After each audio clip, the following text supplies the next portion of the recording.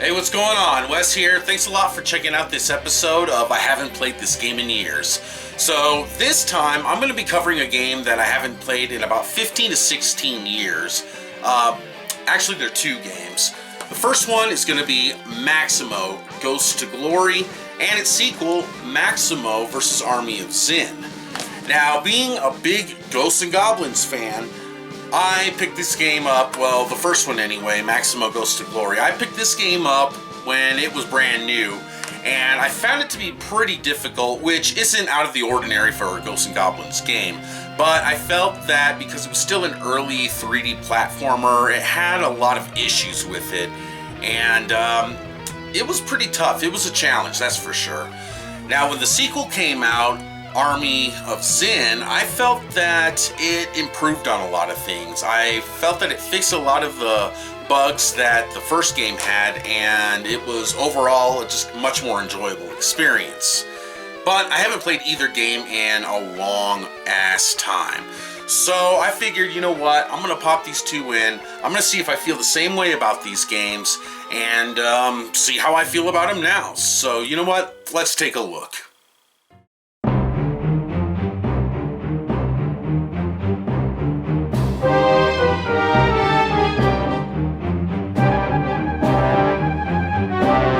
Maximo Ghosts to Glory is a 3D platformer within the Ghosts and Goblins realm, though instead of Sir Arthur traversing a dark world ridden with ghouls, this adventure stars the titular Maximo, a young king on a quest to rescue his beloved Queen Sophia from the clutches of the evil Achille. Unfortunately for Maximo, he is no Sir Arthur, and Achille makes quick work of him in the opening cutscene. I control your kingdom now, as I control the power of the underworld. Sophia! Behold, my dark power. This is where Death comes in, as he sees this as the perfect opportunity to employ Maximo's help in assisting him with one common goal: to put an end to Achilles' nefarious deeds. He frees my spirits and he raises my dead for his army. What's in it for me? So, I'll return you to the mortal world. Maximo begins his adventure in...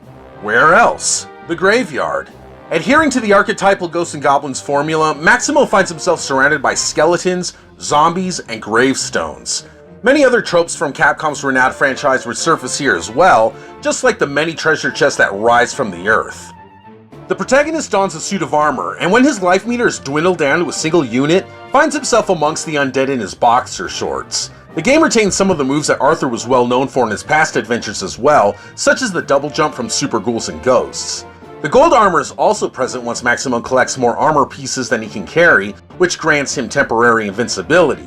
But unlike the series of old, Maximo does not toss his weapons like Arthur, instead equipped with a sword for close-range combat. The game is broken up into 5 worlds, each of which is made up of 4 stages, including a hub world.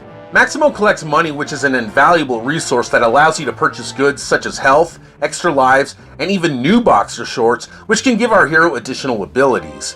But you may want to hold off on buying a new pair of skivvies in order to be able to save your game, because that's going to cost you 200 coins a pop. I remember I was not a fan of this questionable mechanic back in the day, as it seemed like a cheap way to artificially increase the difficulty of an already challenging game, and I have to say, that hasn't changed much today. But you know what? I think I'm much more forgiving at my old age, as this time around it didn't bother me nearly as much as before. But you better believe I made sure to have the necessary amount of money in my pocket each and every time I finished one of Ghosts to Glory's many difficult stages. But what exactly makes this game so difficult? Well, a myriad of things really. The game is set with a fixed camera, and being a game within the still fairly new world of 3D platforming, has numerous instances where being unable to see will often contribute to your demise. Thankfully, it can at least be centered. I am not a person of faith, that's a given, so naturally I am not a fan when it comes to leaps that depend on it. This can be extremely frustrating.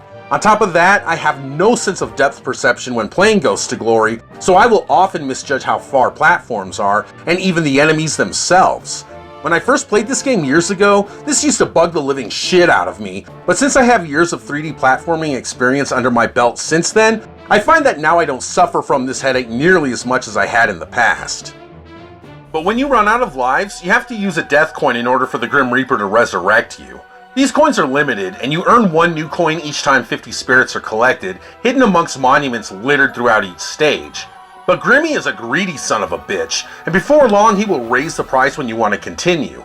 When you save your game, your lives are not replenished, so if you were to save your game with only a single life left and an empty wallet, you may as well start the game over.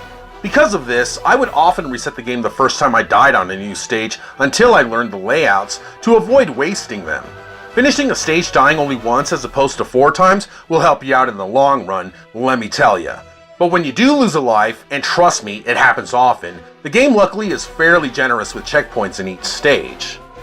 Not unlike the Ghosts and Goblins series from yesteryear, many secrets are hidden about. Jumping in just the right spot will unearth hidden treasure chests, many of which contain invaluable goods, but there are also chests that prey on your vulnerability. Just look at the jaws on this ravenous box. And guess who makes an appearance here? That damn wizard is just as annoying as he was before, maybe even more so. He's a real asshole in this game. There are also locked chests that require keys to open. Don't worry, these ones don't contain any malevolent surprises. The game isn't that cheap. There are also keys that will get you through locked doors, which are peppered throughout. Ghosts to Glory showcases a more cartoon-like aesthetic than the original series, employing the artwork of manga artist Susumu Matsushita, who had designed the characters for Adventure Island, among others. While I prefer my monsters to look evil and menacing rather than Disney cutesy, it does fit the theme of the game, which isn't one to be taken seriously. Come to think of it, having Arthur run around in his boxers in a more serious environment does seem a bit out of place. Either way, the visuals are very good, and the movements and animation are as silky as KY. Each world has its own theme and setting, such as the frozen graveyard of ships. I usually abhor ice worlds in any video game, but I must admit, the combination of a pirate theme surrounded in snow and ice is surprisingly alluring. The Great Dank places Maximo in a dense green swamp, with nerve-wracking platforming across a river to boot, while the Realm of Spirits hosts our brave king within a dimension of lost souls. Each of these attractive landscapes are complemented by a boss who fits the motif splendidly, often in comedic fashion. I really dig Captain Cadaver. What a great name. Maximo also learns a plethora of moves during his conquest, which can be obtained and saved within a limited amount of slots, which will preserve your newfound abilities should you perish. Unfortunately, any abilities not saved within these permanent slots are lost at death and will need to be recollected. And these moves are dropped randomly, so choosing which moves to save and which to sacrifice can be a difficult decision. Some of these abilities range from erecting spikes from the ground when performing a downward thrust, tossing your shield at foes from afar, and drawing money with your shield.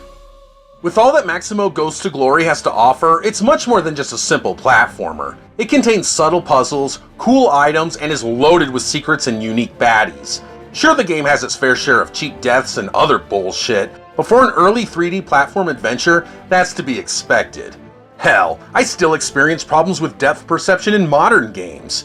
But combined with Maximo's smooth cartoon-like graphics, a soundtrack that is a nod to the original series, and a difficulty that basically epitomizes what the Ghosts and Goblins franchise is all about, what you're left with is a pretty fun and solid game. Alright, so there you go. There's Maximo Ghosts to Glory. Now, if you remember what I said at the beginning of the video, I actually liked Army of Zin better the last time I played these two games. So let's take a look at that one and see if I feel the same way about it today. 2 years later, in 2003, the sequel to Ghosts of Glory was released. Maximo vs. Army of Zin continues the eponymous king's quest to rescue his main squeeze, Queen Sophia. But of course, there are hurdles in the form of the Army of Zin, spearheaded by the malicious Lord Bane. Bane's numerous brigades consist of mechanical adversaries set in motion to inflict harm upon the innocent civilians of Oakmead Hollow. Saving villagers from certain death rewards Maximo with money and health replenishing items, and often gives clues to the whereabouts of hidden treasure. But if you're slow on the draw and innocents are slaughtered, then you can miss out on invaluable goods. Salesmen offer items for purchase to assist Maximo on his pilgrimage, and there is a deluge of them located throughout. This definitely makes Army of Zin much more forgiving than its predecessor. This time around, collecting armor pieces will completely refill your life meter as opposed to its prequel, which would only regenerate a single unit of health. Don the armored boxers, and you're granted with 1 extra life bar for a total of 4. Awesome. And there are many other instances within the game where the difficulty is reduced significantly as well. After completing each stage, you are then able to save the game for free. Long gone is the fee to record your progress. This is definitely a welcome change. Death coins are used as lives rather than continues, and since you are able to save your game whenever you wish, continues have been abandoned altogether. Luckily, death coins are plentiful. Thank you, boy. The camera is also improved with the ability to adjust the angles with the right stick. This makes platforming much more manageable this time around. While Army of Zin still suffers from early 3D platformitis, the cheap deaths are reduced substantially compared to that of its predecessor. Thank God for small miracles. Maximo also has the ability to use his sword as an extension for those further to reach platforms. How many times did that maneuver save my bacon? The silliness of the first game is transferred over, with ridiculous bosses and allies who provide comedic relief, such as Crank, Tinker's sidekick. Tinker just happens to be a scientific genius who unfortunately is forced to abide by Lord Bane's every nefarious whim, which in this case happens to be a top secret project. I have found your interference with my Zin very displeasing, little man. For that you will suffer. The game changes things up by providing levels with different objectives to complete. The Down with the Ship stage is a really fun one, where you have to take down Bane's airborne craft within a time limit. The maneuvers afforded to Maximo this time around cater to these types of stages. The moves provided in Army of Zin focus more on quick attacks and combos, which at the time was all the rage. I dig it. Maximo can also transform into Grim, where he is invulnerable for a limited amount of time. I'll be honest, I found this addition to be a bit redundant and rarely used it, save for the final boss. But the sequel also brings back some of the more favorable elements from the first game, such as secrets hidden everywhere, and the ability to return to stages in order to locate all of these hidden goods. The hub world is gone, instead replaced with the Super Mario 3 styled map. I kinda miss the hub world, as Army of Zin did not make up for the loss of it with additional stages. Army of Zin is much shorter than Maximo's first adventure, which is a shame, because as soon as I became fully engaged with this one, it was suddenly over. But despite how much shorter Army of Zin is versus Ghosts to Glory, the game does have some pretty epic stages, many set in aesthetically chilling environments. The setting in Gallows Gorge exhibits a particularly spooky motif, with parts that remind me of getting lost in hedge mazes during Halloween. Very cool. The perilous path runs directly through a crystal-filled mountain, while the great vault within Castle Hawthorne is dark and brooding, infested with baddies. The game does not disappoint in the visuals department. The music style doesn't stray too far from its predecessor, and is really just more of the same. This isn't a bad thing, as the score complements the landscape of Maximo's second adventure splendidly. No need to fix what isn't broken. Maximo vs. Army of Zin is another fun adventure from Capcom that makes a ton of improvements over the first game, despite being fairly easy this time around. It doesn't take long to finish at all, which is probably my biggest gripe with the game, but the short length of this one is by no means a deterrent, and hacking and slashing your way through various monstrosities amongst a multitude of vivid landscapes is addictive as all hell. Now it's Bane's turn. So wow, man, both of these games I thought were pretty damn good. I had a blast playing both of them. I really enjoyed them this time around, and I gotta say that I like Ghosts to Glory a lot more than the first time I played it, and a lot of that probably has to do with the fact that I've played more 3D platformers since then, so I'm just a lot better at them, and I have a little more sense of the depth perception that I didn't have when I first played this game. Now, I liked Army of Zin a lot better the first time around. Now, while I still like the game, it's really short and it's kind of easy. I kind of appreciate the difficulty more now in this first Maximo game than Army of Zin. So, in that regard, I like this one better than the sequel, but there's so many things that they cleaned up in the sequel. I like the combat a lot better than the first one, so it gets marks in that regard. But man, I just can't ignore the difficulty, the challenge on the first game, which just kept me coming back for more. This game I beat fairly easily and relatively quick, so I mean, I don't know, I think I got a little more out of the first one this time around, and I really can't decide which one I like better. I'm gonna have to just say I like them equal. Yeah, it's the easy way out, but I honestly think I like them equal because this one has a lot of great things about it. This one has a lot of great things about it. On one hand, this one's very challenging. On the other hand, this one has a lot better platforming mechanics and combat mechanics. So, you know, best of two worlds, I guess. My advice, what I recommend, is just play them both. They're both pretty good games, and they're both fairly cheap. You can even download Ghost to Glory on the PS3, and I would probably recommend going that route. That way you can play an upscaled game, but either way, both are pretty cheap, so I recommend checking them both out, especially if you're a Ghosts and Goblins fan like I am. Now, just be aware that from the footage that you've seen here and the gameplay and everything, that it's not a direct Ghosts and Goblins game. It pays homage to Ghosts and Goblins more than anything else, so just keep that in mind. But they're still pretty fun games, and I highly recommend both of them. So I'm going to have another game coming up soon that I haven't played in a long time. One that I think you're going to enjoy watching, so stay tuned for that. But until next time, I will catch all of you guys later.